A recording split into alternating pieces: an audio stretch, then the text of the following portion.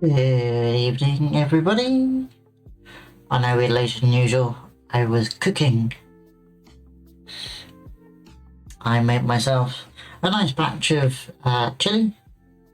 I should probably also tell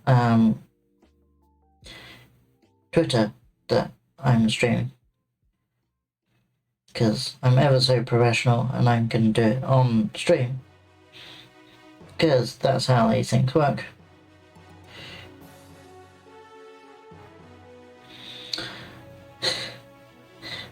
So what are we doing today? Today we are carrying on reading MCDM's Flea Mortals preview. He says, well, still telling Twitter stuff.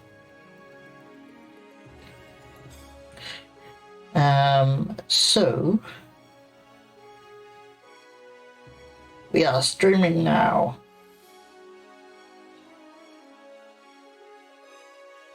So professional. Totes profesh. Right, there we go. We've told Twitters. So, yes, we're finishing reading, well, finishing? I don't know. Depends how much there is left. We're going to read more of MCDM's The Immortals preview. The Kickstarter for it has now finished. They achieved their goal. They achieved 2 of the stretch goals. So it's going to end up being a massive book. About 300 pages, apparently. So that's cool. If you missed the Kickstarter, well, they will have it for sale on their website when it's out. I'm sure there's other methods. So yes, let's switch.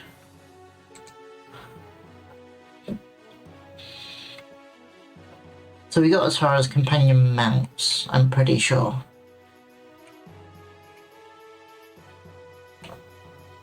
It was something like that. So, we will start reading.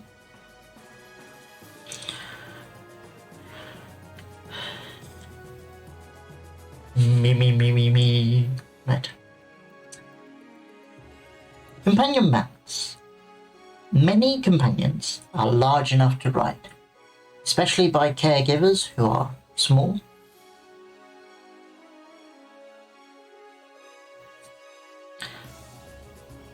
I still haven't set up a words counter. I said I was going to do that. In this case, it wasn't words, it was more phrasing. But there you go. Not that sort of phrasing. Many companions are large enough to ride, especially by caregivers who are small.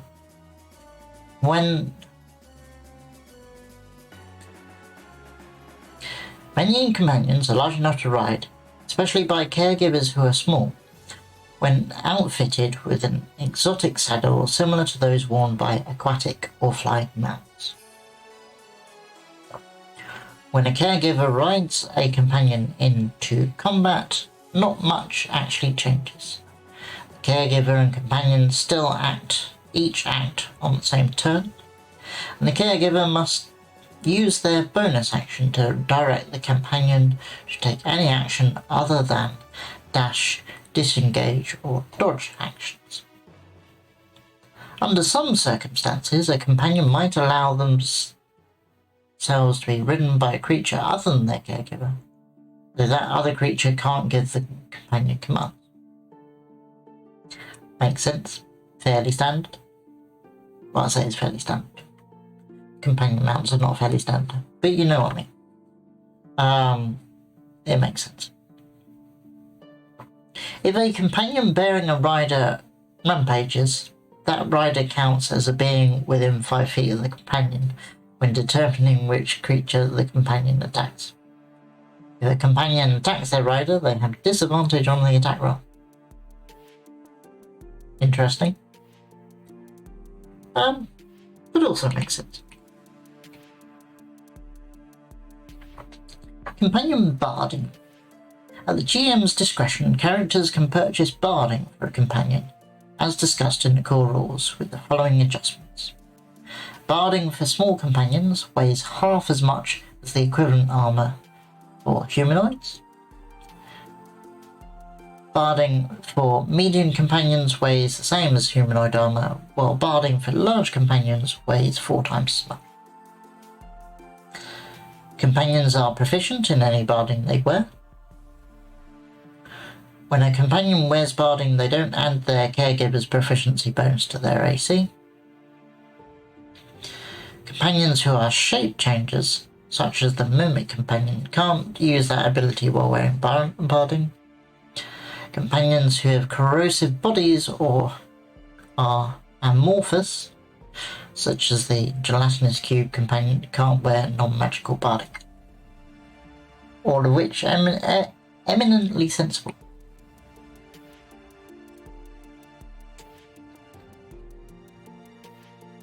In counterbalance, unless a caregiver has the Beast Heart class, the GM should consider a companion as akin to a powerful combat-focused magic item when building encounters.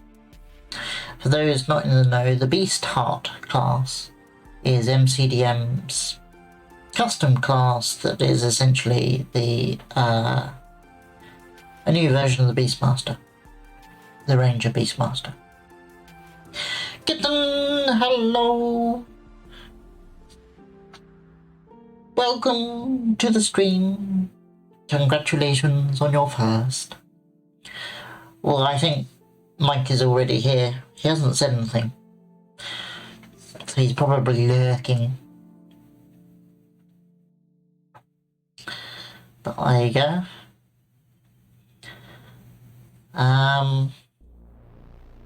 Where were we? Yes, the Beast Heart class. So it's kind of a Ranger Beastmaster, but it's its own class.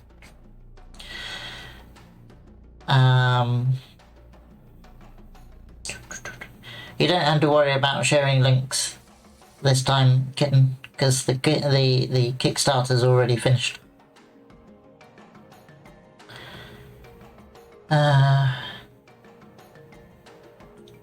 Right. A companion gives the parties a significant power boost. not just by dishing out more damage and providing more hit points for enemies to target, but also by creating complications that can make a fight more challenging for the party's foes. GMs can adjust encounter difficulty by one step, from easy to medium, hard to deadly, and so forth, to properly challenge a group of characters with a companion, particularly if the character's average level is 7th or lower. Because when you get to higher levels, the addition of a companion is less than significant. Makes sense. I'm going to say that a lot. Because, you know, a lot of this makes sense. NPCs with companions. Companion creatures are designed to accompany player characters on adventures. If an NPC has a pet or creature servant, it's recommended that you use the creature's normal stat block. For instance, if an NPC ranger has an owlbear they work with, that creature would use the normal owlbear stat block and be played by the GM as normal. But if the characters are charged with rescuing a fallen druid NPC's owlbear pet from the clutches of a villain, the GM can choose to instead make that an owlbear companion, allowing the creature to join their rescuers and become part of the subsequent adventures. That's cool. Retainers. A retainer is a humanoid that adventures alongside the player characters, much like a sidekick. Each retainer is a less experienced adventurer that a player character can take under their wing. Rules for retainers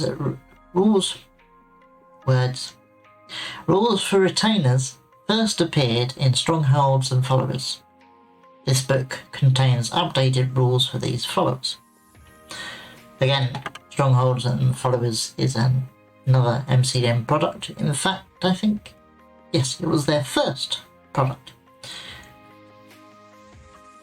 And it's what allowed them to develop the company, having formed the company, having had a successful Kickstarter. Every retainer has a player character mentor. A retainer's mentor gives them orders, and the mentor's player also controls the retainer. A retainer acts on the same initiative count as their mentor in combat, acting immediately after the mentor. As a mentor gains experience and levels up, so does their retainer. Dying retainers. When a retainer is reduced to 0 hit points, they are dying and make death saving throws just as characters do. Statistics. A retainer's stat block is simple and easy to run, so that a player who has to manage a complex character doesn't get overwhelmed with even more details. Level. A retainer's level is always 1 less than their mentor's level.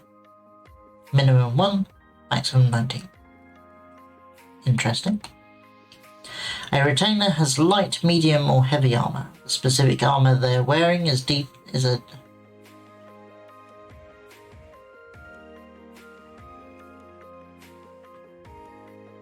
think that's a typo.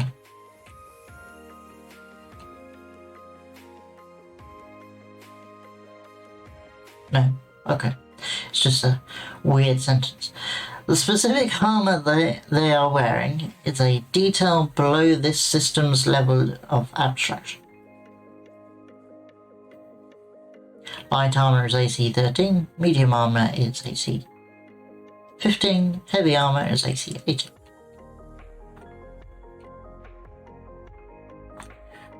Hit points and hit dice. A retainer's hit point maximum is based on their hit dice.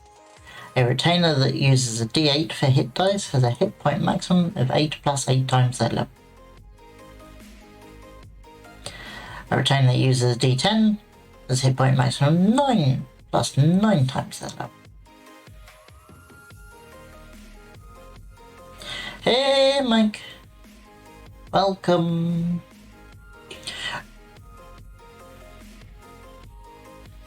A retainer uses a d12 for their hit dice with a hit point maximum 10 plus 10 times their level.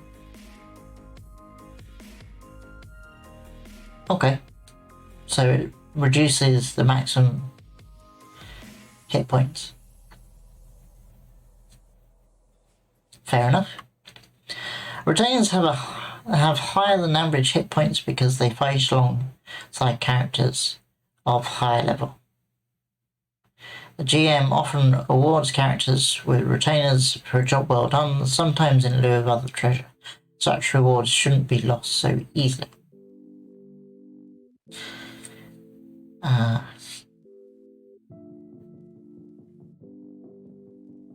How are you doing, Mike? And Kitten, for that matter. How are you doing, Kitten? How are you doing, both of you? Do tell. Do tell.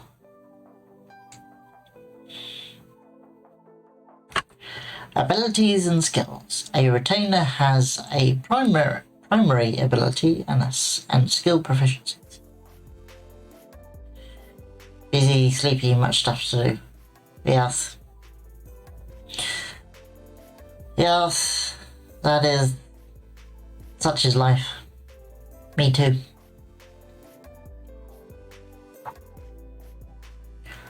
I got home from work today and basically crashed out on the sofa for about an hour rather than cooking food, which is why I'm late. Right, so retainers. They make ability checks with a +3 bonus. They gain an additional +1 bonus to ability checks made with their primary ability. They gain an additional +2 bonus to ability checks made with one of their primary skills. Okay, so this is a simplified simulation of class abilities and proficiency bonus.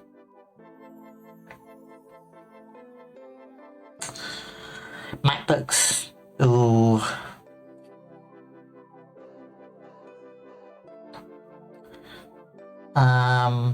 Oh, tea time.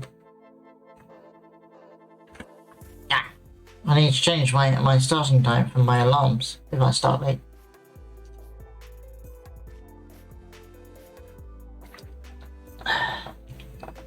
A retainer has a +3 bonus to saving throws and gains an additional +3 bonus for a total of 6 on saving throws they make with proficiency, which are listed in their stat block. So again, this is just a simplified form because it assumes that their primary ability has a +3 bonus.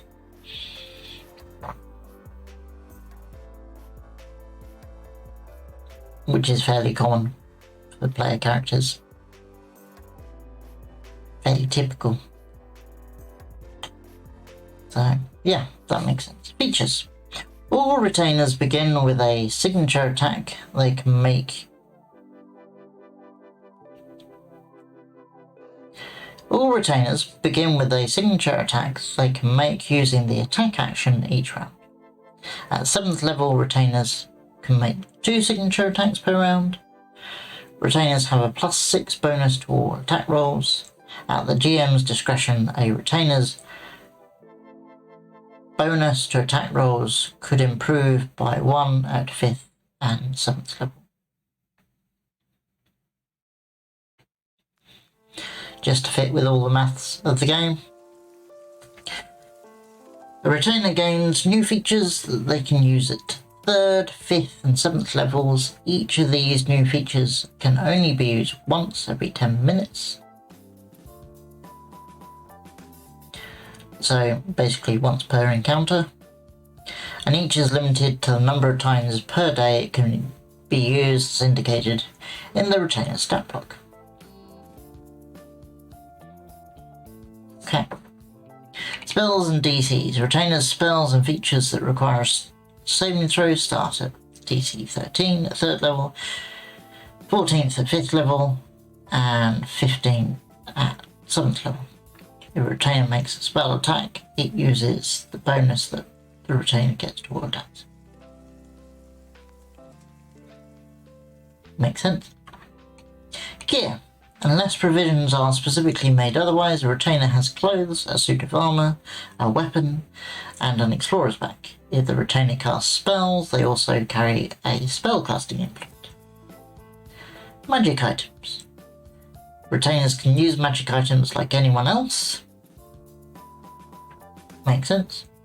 A +1 weapon increases their attack and damage rolls by 1, plus armour, the appropriate type, increase their AC by 1.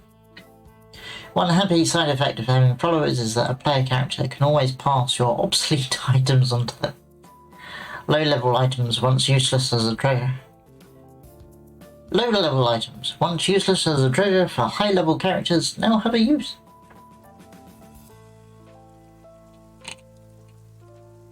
Or you do what anybody else does and just sell them.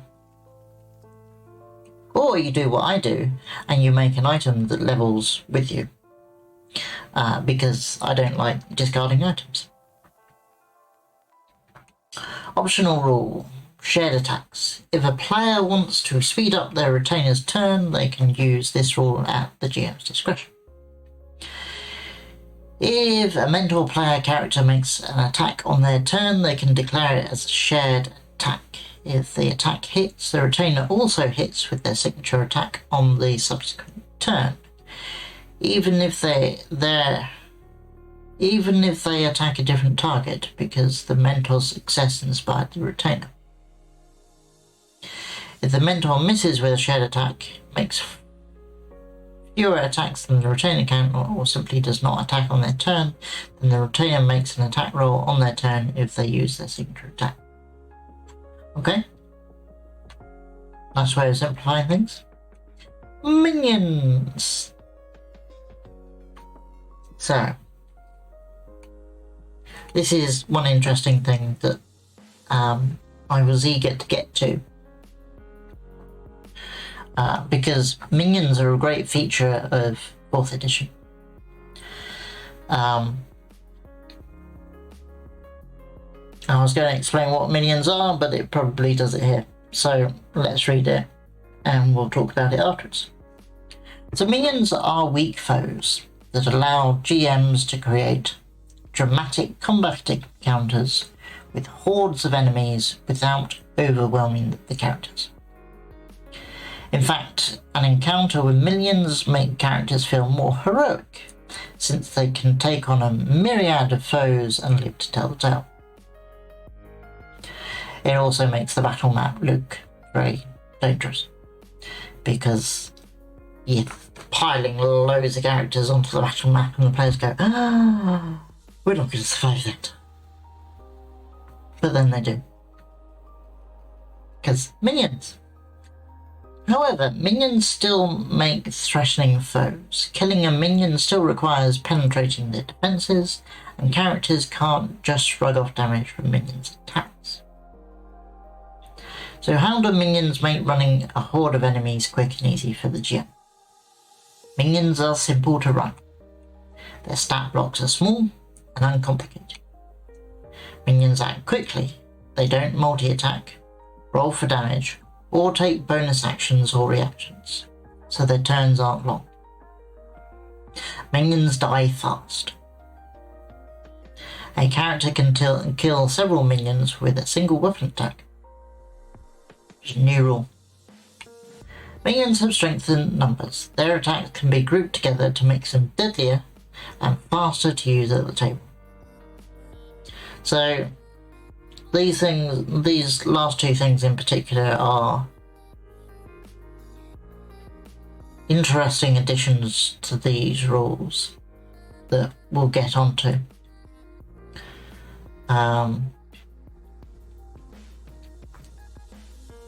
So it could be unusual for normal players, but I think it can make an encounter very interesting. No hit dice. Minions have hit points but no hit dice, simplifying their design. Minions can't spend hit dice to heal during a short rest because they have none. So the original idea in 4th edition for minions was that they had 1 hit point, which was basically the moment that you succeeded on an attack and did damage, they were dead. So they were very quick to kill.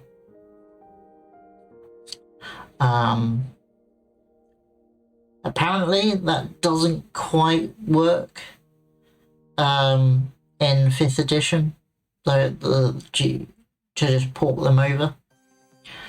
I had tried that in some of my games. I think one of the problems that I encountered was that people realised that they were easy to kill, and so a lot of them just sort of died quickly, and I think I overused them. But I'm interested to use the design as they are here in future games. If I ever run another game, I'm sure I will.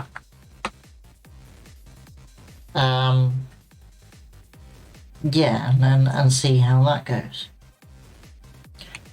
No damage rolls. So minions don't roll damage. Minions don't roll for damage because their attacks deal a static amount of damage. They also can't score critical hits. Words. So again, yeah, they I don't know if it's average damage, but there's a single number of damage. You don't roll it. You just go, okay, they hit. You take X damage. Quick and easy. Saves a little bit of time. And a little bit of time on a lot of creatures ends up being a lot of time. Shared turns. Typically all minions of the same stat block act on the same turn. Since they share a turn, the minions can each move into a position, then each use an action if they wish, instead of each moving and taking action individually. That's slightly new. So, I mean, often when I'm GMing a game, I will lump creatures of the same type into the same turn. But I will run each creature individually. Having them all act as a block is quite an interesting idea. I have experimented with that. I've experimented with changing around attacks. So I had in one of my games, I had a couple of kobolds fire crossbow bolts, but rather than using an attack roll, I had the players do dexterity saving throws to see if they dodged the bolt. I like doing that sort of thing.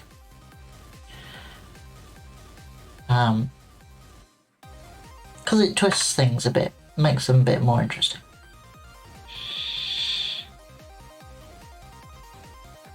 Minion trait. Every minion has the minion trait, which affects the creature in the following ways. If the minion takes any damage from an attack, or as the result of a failed saving throw, their hit points are reduced to 0. So basically, if they fail a save, or if you do any damage to them at all, they die. Which is basically how the classic 4E minions work. If the minion takes damage from another effect, they die. Put the pause in the right place. If the minion takes damage from another effect, they die if the damage equals or exceeds their hit point maximum. Otherwise, they take no damage.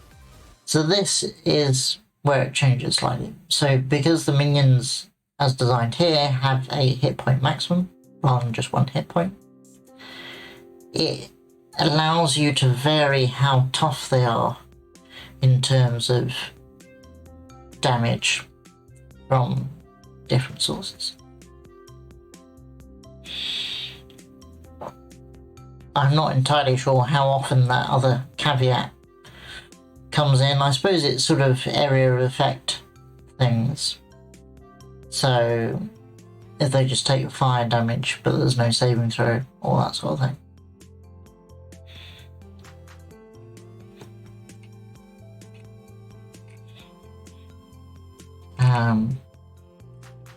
Behind the design, minion trait. So this is behind the scenes sidebar. You might ask, why not just give minions 1 hit point and take no damage when they save but half, like in 4th edition? First, spells that use a creature's hit points to determine effectiveness, like Colour Spray and Sleep, would devastate all minions, even those meant to challenge high-level characters. These spells are still effective against minions, but just not as devastating.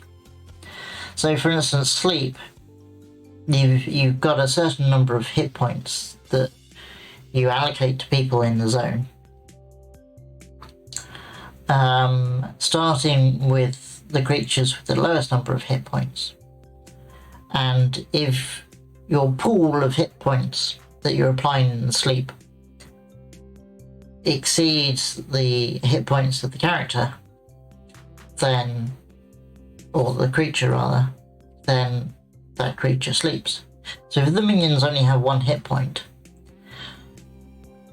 basically every single minion on the battlefield would sleep from one single use of the spell. So it's quite cunning in that by giving them a number of hit points, but stating that if they take any damage they die, you get the same principle as with the 4th edition, but it grants the exception for the spells, those sorts of spells. Second, spells and effects that deal damage without any attack roll or save, like Magic Missile, Spike Growth, lay waste to minions with 1 hit point. This fits the fiction for minions with low challenge ratings, like goblins and zombies, but the balance of combat and fiction breaks down to near silliness at high level when the same spells easily take down powerful devil minions. And this was the problem that I was having. I was going to say this is a problem that I was having in my games, but thinking about it, all the minions in my games were taken down in a single hit because they got attacked. So actually that wouldn't apply.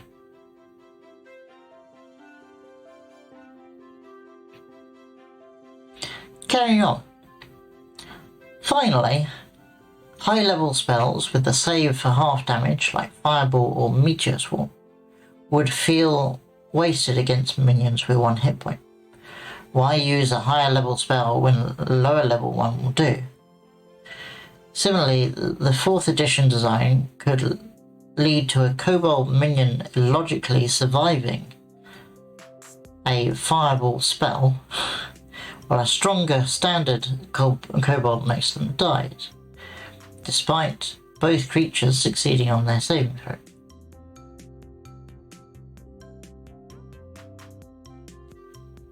By contrast, under this book's minion rules, spellcasters still have a good reason to use higher level spells against minions.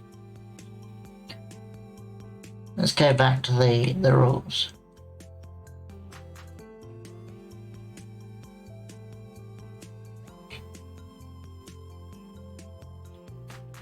So if they take any damage from an attack or result of a failed saving throw, they take damage from any other effect. Right. So here's the thing, in 4th edition, if a minion succeeded on a saving throw, they took no damage.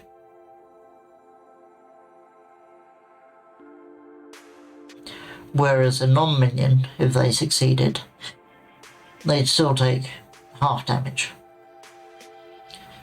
And therefore you get, as described here, the stronger kobold could die because half damage still kills it.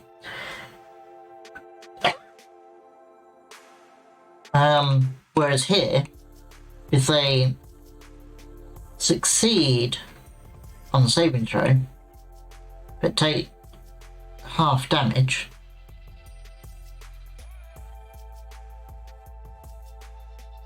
from fireball or what have you, and that half damage exceeds their hit point maximum, then they die.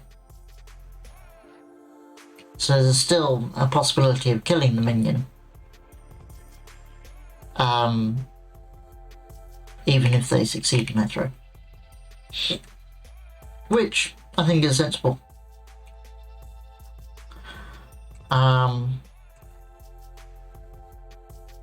But also quite cool. So you could have as they described, a fireball spell. A whole bunch of minions succeed, but because the damage done exceeds their hit point maximum, they still all die. Which would feel very heroic, thinking about it. Overkill attacks. Okay, this is special. There are overkill rules, I think, in the 5th edition, but they're variant rules that apply in specific situations. And I think not that many people tend to apply them. So this makes that a little more standard, I think. Powerful weapon attacks can kill more than one minion in a single maneuver, called an overkill attack. As already discussed, a weapon attack requires only 1 point of damage to reduce a minion to 0 hit points, regardless of their hit point maximum. However, when a weapon attack's damage does exceed the target minion's hit point maximum, the attack becomes an overkill attack, and damage dealt beyond the minion's hit point maximum becomes overkill damage. Overkill damage can be applied to a second minion that has the same stat block as the target and is in the overkill range. See below.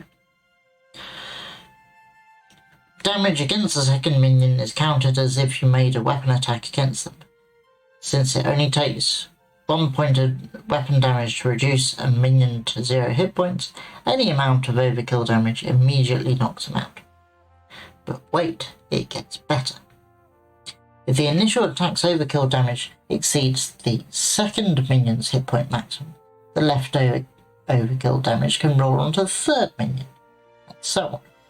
In other words, for each time the overkill damage exceeds the new target's hit point maximum, the attacker can choose an additional minion to reduce to 0 hit points. For example, when a weapon attack deals 18 points of damage to a minion with a hit point maximum of 5, the overkill damage is 13. If there are 3 additional minions for the same stat block in overkill range, they can all 3 be immediately reduced to 0 hit points. Since the overkill damage exceeds tone, right? They can all 3 be immediately reduced to 0 hit points since the overkill damage exceeds the target's hit point maximum more than twice over. Overkill attacks can't be made as part of an opportunity attack. Sensible, you don't want people abusing it.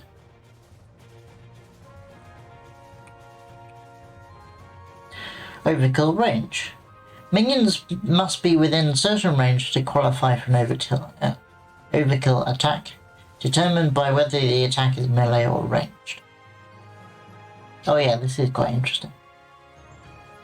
Melee overkill attacks. When a creature hits a minion with a melee weapon attack, other minions within reach of the attack are in overkill range and can be chosen as additional targets for the overkill attack. The overkill attack can't target minions outside the weapon's attack reach. So basically, if you're carrying a standard weapon with a 5-foot reach and you're surrounded by minions of the same type, you stand a good chance of taking out multiple, which is very cool. Ranged overkill attacks.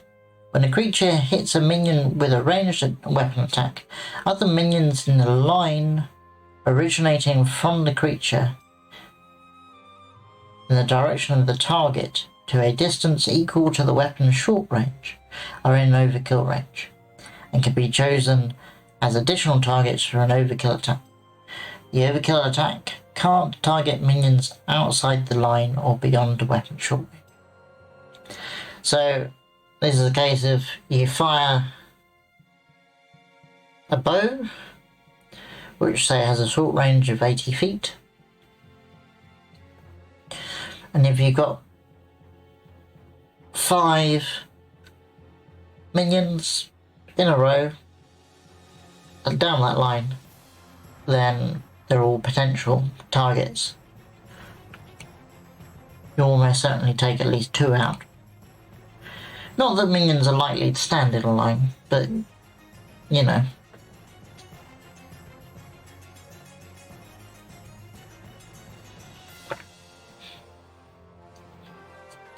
Right, each group attacks. Each minion has a group attack action that speeds up play.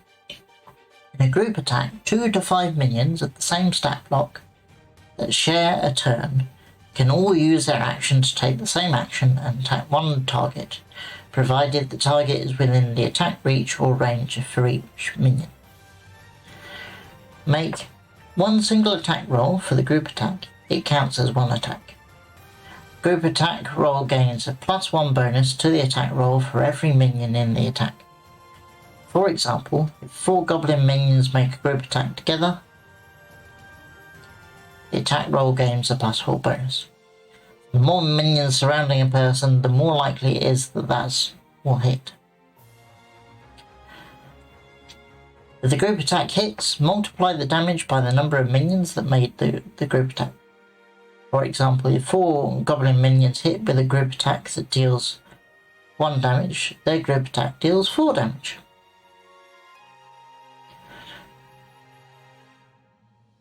So, yeah, 7 minions in, surround the target, and have them all attack at once. You stand an increased likelihood of that attack hitting because of the bonus from the more attacking, and you get a multiplier on the damage for the number of creatures. Makes it very fast to deal with the attack, but on the downside, if the attack misses, they all miss. And that's compensated for by the fact that if this character is surrounded, they can also do overkill damage to those minions, and therefore they're likely to be removed faster. So there's pros on both sides. The GM decides how many minions participate in a group attack. For instance, if 5 minions surround a target, the GM may decide to have all 5 attack at once to speed up combat, or may break up the attacks among smaller groups in order to increase the odds that some minions hit while others miss. A single minion can even use their group attack action on their own. They simply make the attack as a normal creature would, and simply don't benefit from any group bonuses. Which kind of defeats the point of doing a group attack if you're the only creature in the group.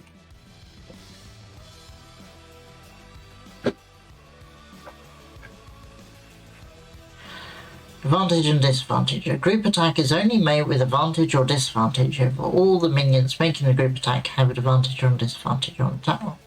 Otherwise, the attack is made without advantage or disadvantage. Now, if you had minions with pack tactics, that could be quite devastating, because they'd all be within 5 feet of each other, and therefore all would gain advantage. So you'd have a single attack roll with a +1 bonus for each creature and advantage, and then the damage is multiplied. Interesting.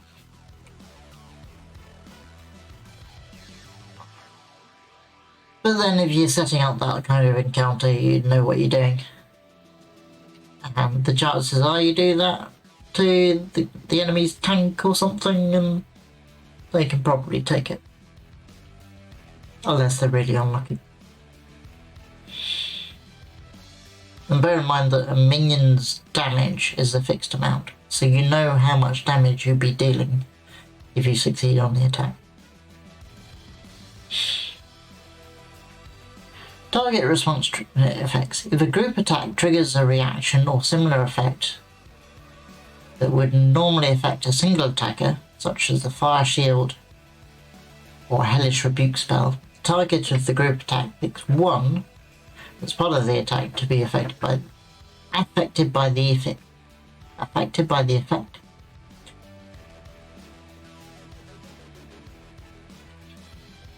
It's a clever use of those two similar words.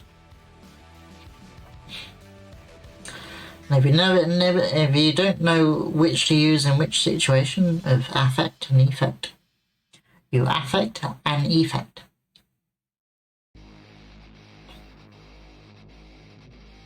Which probably doesn't help if you don't remember that. There we go.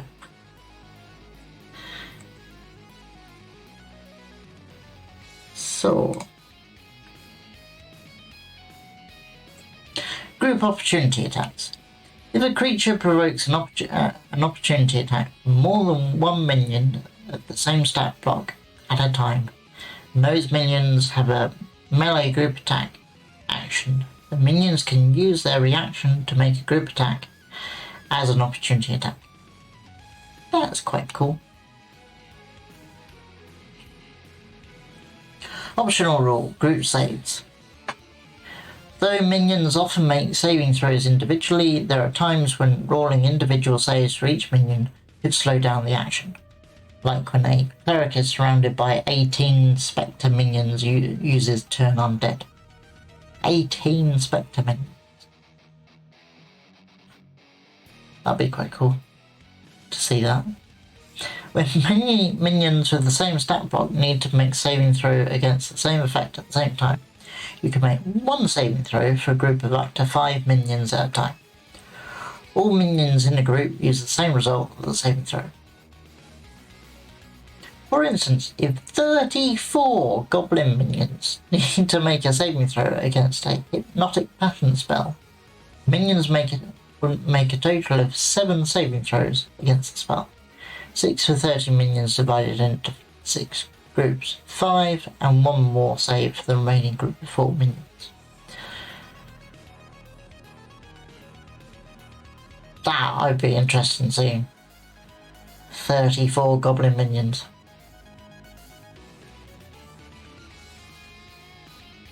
That's almost as many as Essa was dealing with yesterday. Well, not minions, creatures in the turn order. But there we go. Optional rule, tough minions. Minions of a higher challenge rating, such as abyssal ghouls or fire giants, make powerful foes. Consequently, it could break the game's verisimilitude. A word, strangely, I can pronounce. Mainly because I've heard Matt Colville say it so many times. For an NPC, it could break the game's verisimilitude for an NPC commoner to kill such a minion with a single attack. keep minions believable, you can use the following rule.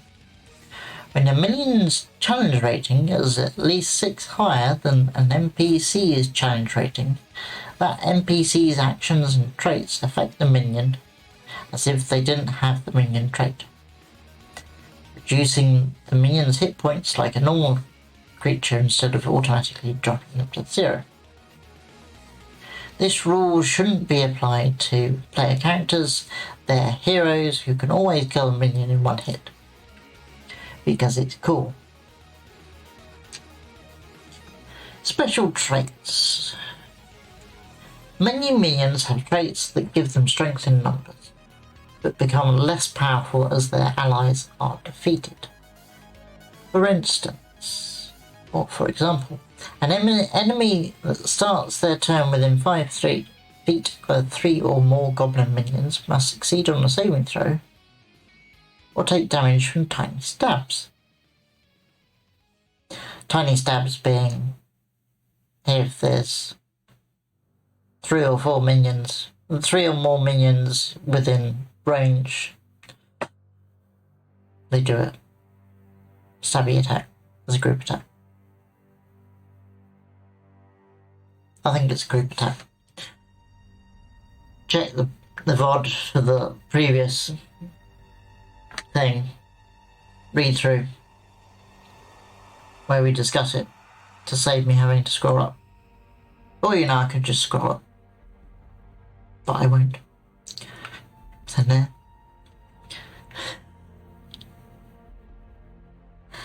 Challenge ratings. Minions have a challenge rating just like any other creature. However, their experience point value is 1/5 that of a standard creature of the same challenge rating.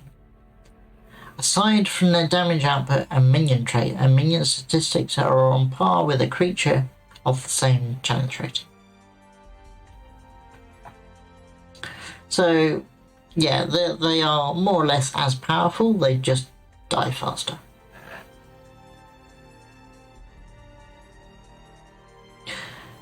When the rules reference a challenge rating such as the Polymorph spell or the Cleric's Destroy Undead feature, use a minion's listed challenge rating as normal. For instance, a 5th level Cleric can affect undead creatures with a challenge rating of a half or lower, with their Destroy, or half or lower with their Destroy Undead feature. So this feature can affect zombie minions, CR 1/4, but not Spectre minions, CR 1.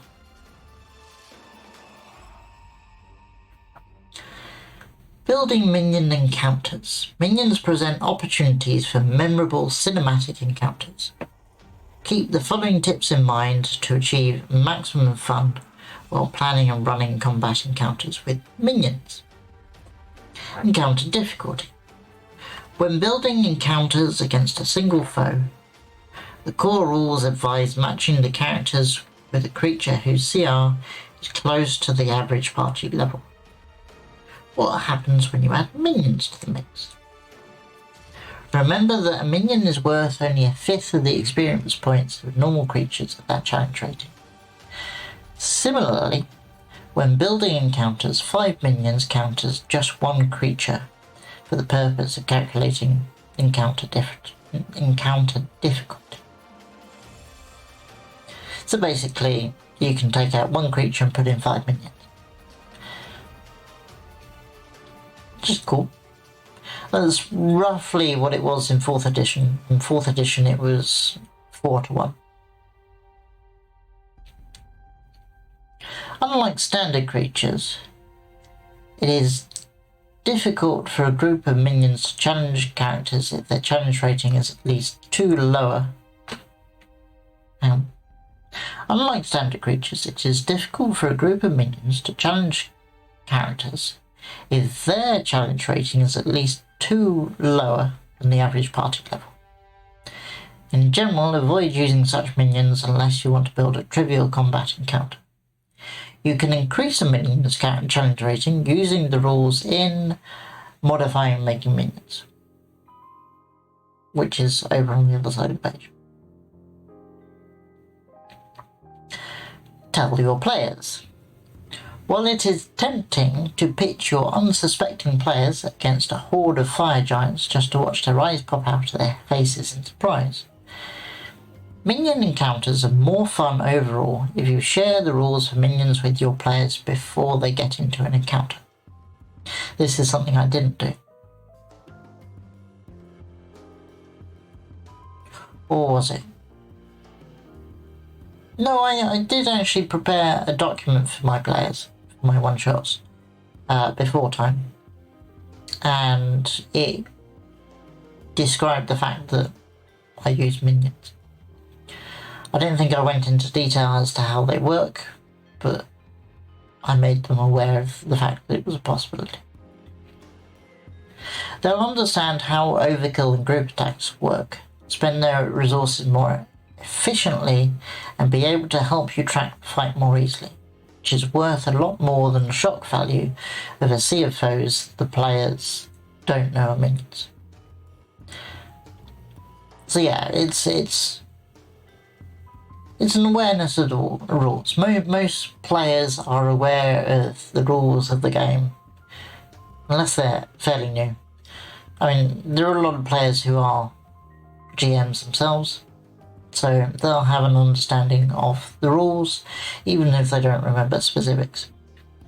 So if you're throwing something at your players that is unexpected, they need to mentally adjust how to deal with it. And it's not fair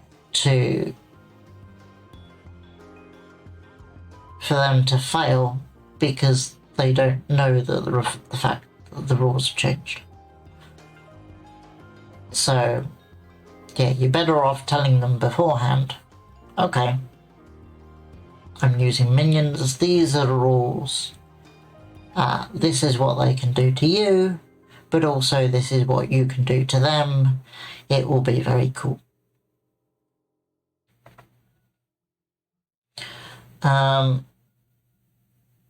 If you want the best of both worlds, end a session with the characters confronting a horde of creatures before rolling initiative.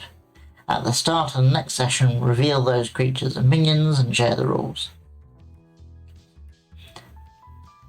I wouldn't necessarily tell them which ones are minions, just that there are some minions in the mix. I mean, if I describe what the different creature types look like, then you could probably guess which ones are minions.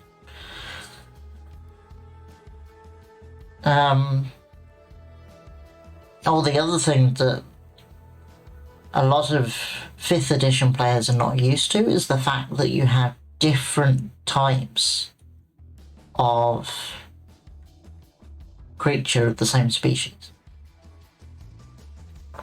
They do it to some extent, but often you will have a typical gelatinous cube, for instance, and it's the same stat block, unless you're a GM that changes stat blocks. So if you've got, say, a goblin encounter and you're using different types of goblins, it's a good idea to make it clear to your players, okay, these don't all do the same thing, if they're not used to that.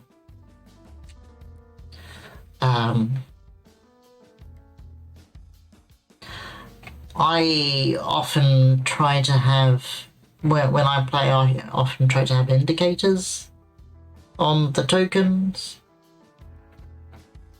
So maybe sometimes I'll use different tokens for the different types. Or if I don't have a choice of different tokens, I'll just put on Roll20, for instance, a coloured dot on all the creatures of the same type, so people know roughly which is which.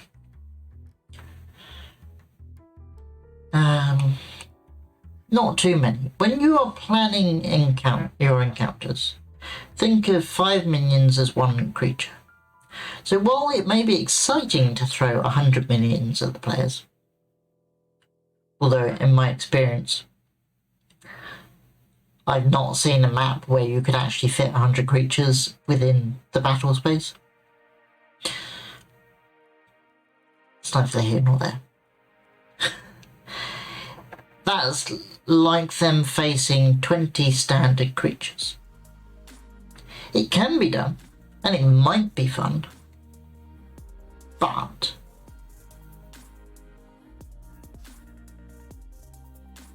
where did we go? I moved too much. It can be done, and it might even be fun, but it's not the typical minion experience and results in much longer battle than normal. Yeah, I mean that's the other thing. The more creatures you add to the turn order, the longer your turns are going to be, and yeah. I played in a number of games now where a turn can easily take half an hour. And half of that, more than half of that, is the GM just going through all the enemy creatures, which can get a bit. Keep in mind the following tips when adding minions to an encounter. When the characters are 10th level or lower, most encounters work well with 10 to 20 minions in addition to other creatures. That still seems like a lot, but there you go. 10 to 20 minions. 20 minions, that is an additional, that's equivalent to about 4 creatures. Standard creatures. Well, not too bad. Okay. When characters are of 11th level or higher, they're more efficient at killing minions, and many of the poor critters will die before they even act. Most high-level encounters work well with 20 to 30 minions. I'm intrigued to try that now. I need to find a battle map that has a lot of space. If you find mid-battle that minions are dying too quickly to present a challenge, you can have reinforcements join the fray. Yeah, makes sense.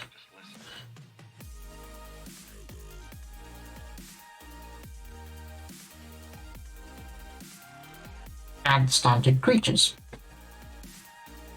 Minion encounters become more dynamic if you add some standard creatures allied with the minions. A hag coven, or however you say it, surrounded by ogre minions, or a red dragon tyrant commanding fire giant minions, present more interesting encounters than copies of the same enemy, challenging the characters to use diverse tactics. This is one of the things I liked about 4th edition encounter and design in general, because it gave creatures roles, and you build an encounter from a mix of roles. You've then got an interesting encounter because they can't just wade through hack and slash everything. Cut the choke points. Since minions are most effective in numbers, avoid encounters in cramped dungeon tunnels and similar choke points. Combat becomes dull in tight quarters if only a couple of minions can attack at a time. That was one problem I had. So my wing it one-shots would run in a random dungeon. And I had a fair number of reasonably sizable rooms, but the connections between rooms were doors of just 10 foot wide, or 5 in some cases, with corridors that weren't that wide either. So what ended up happening was the players would back up into the corridor, and rather than charging out into the room. And you end up being in a difficult situation whereby, or either only your frontline players are attacking, or your enemies are dying too quickly because there's only two sort of in combat at once. Unless you got ranged, but then that's a different dynamics. The other thing that I learnt from Wing It One Shots, or one of the other things, was particularly when you've got rogues in your party, if you've got a large open space, put in things that they can hide behind. And that will help draw them out into the open, into your larger room, out of the corridor. Because that was another problem I had the first time. I had a big open room, there was nothing to hide behind, I had a dragon in the middle, and all they did was just back up into the corridor. And yeah, okay, that's no fun, we've just got a combat in the corridor. So yeah, learn from your games, very important. Right, modifying and making minions. That's a nice alliterative title. Modifying and making minions. You can increase a minion's challenge rating or create new minions using the minion statistics by challenge rating table, which is further down. To change an existing minion's challenge rating, adjust their proficiency bonus, hit points, and damage dealt by their attacks. If a minion's proficiency bonus changes, their AC, attack bonuses, and DC for ability checks and saving throws made to resist a minion's traits and actions.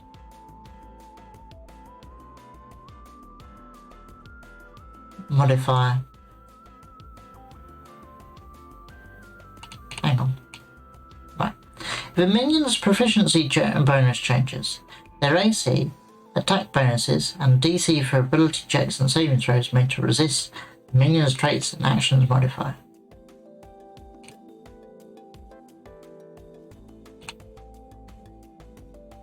Consider giving creature natural armor that grants a bonus to AC equal to their proficiency bonus. That sentence doesn't make sense.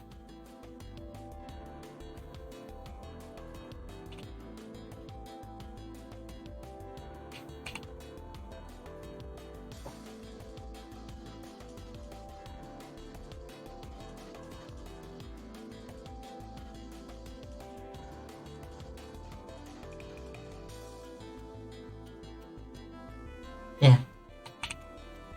The table is merely a guide. Feel free to tweak the maths to get the specific minion you desire. Okay, so here's the challenge rating. So proficiency bonus goes up as normal.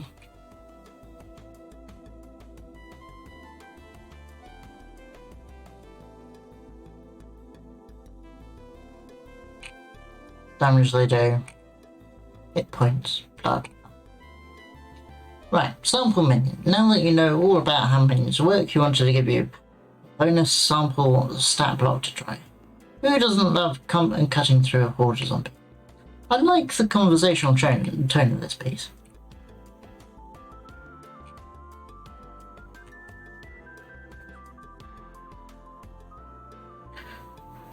Right, zombie minion.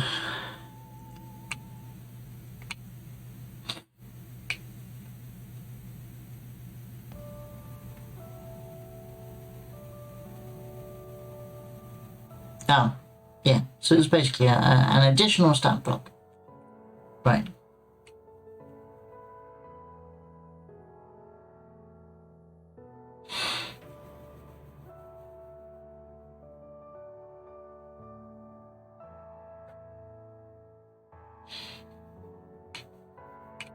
their hit points? 6, because it's CR 1/4.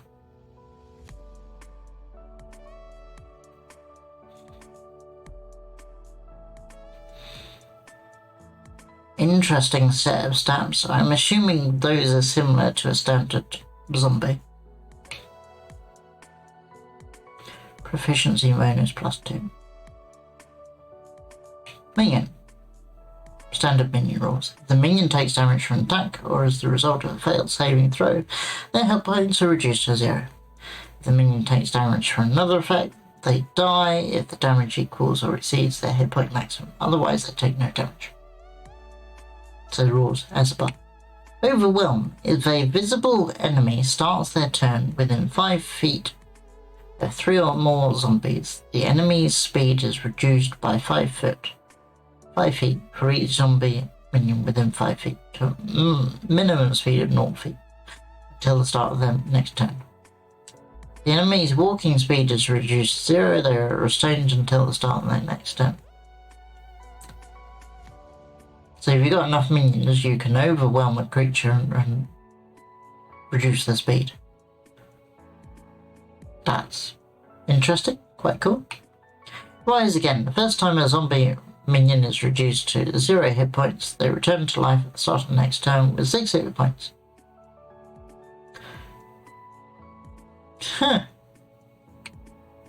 So, instant regeneration. Well, not instant, but you're basically getting 2 for the price of 1. That's kind of cool. Although I'd then suggest that you put fewer in. Action Slam.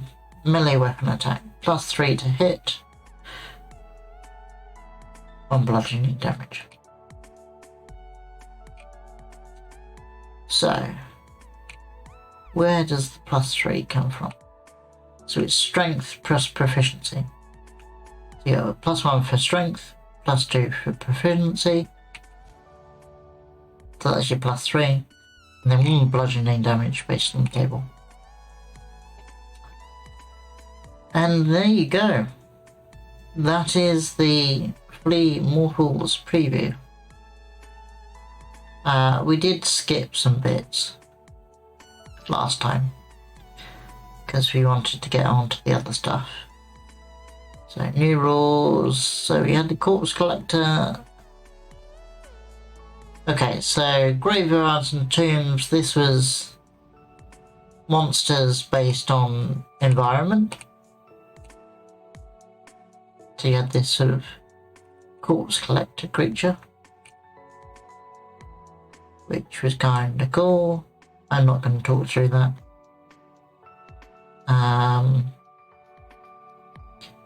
You've got the Overmind.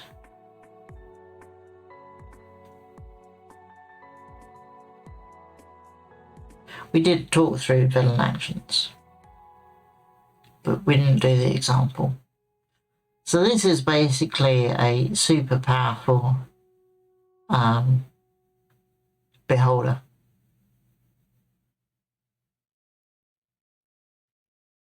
So you've got 2 types here. You've got the general Overmind stat block.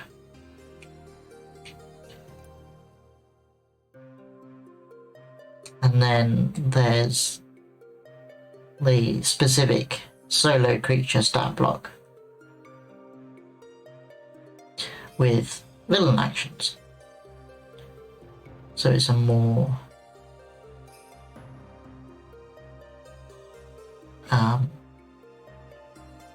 powerful creature.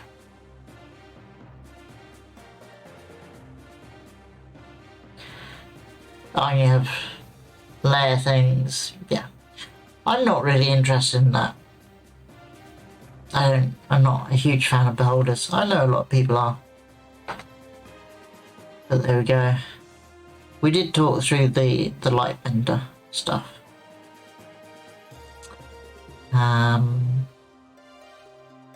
And then we went through all the Goblin stuff.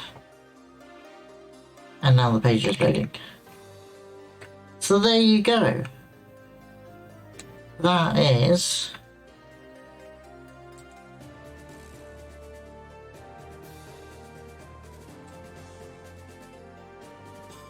Flee, mortals. The preview.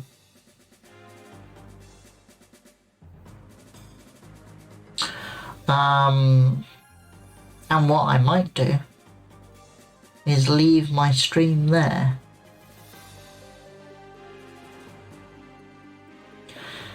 Ding, ding, ding, all done. Yes. Now I've got a couple of choices. I could leave my stream there. Right, that's a possibility. Or, because I'm going to do Guild Wars 2 anyway, to do my daily stuff, I could switch to Guild Wars 2 and I stream that for a bit.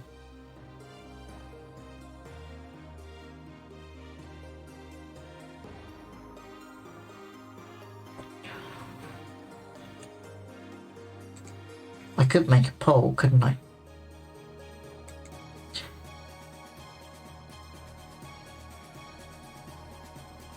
We could make a poll. But I don't know how many people are actively watching rather than just lurking. So,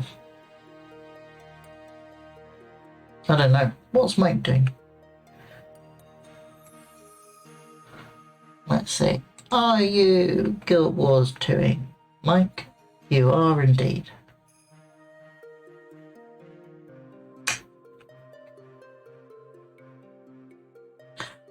Yes. Are you streaming? You're probably not streaming, are you? No.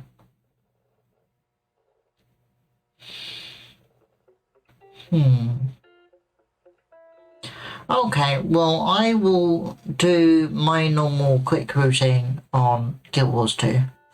I won't join the team.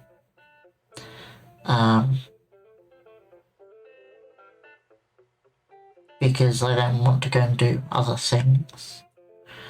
And then I will send you to raid somebody else while I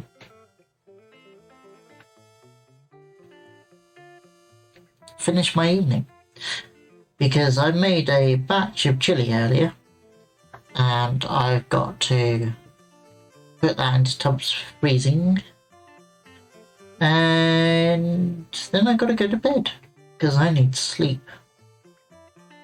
So, what I will do is I will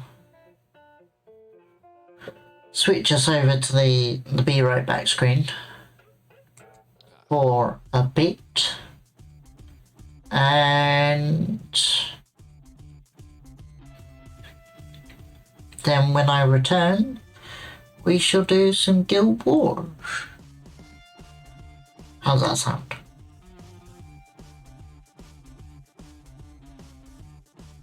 Right. See you all in a bit.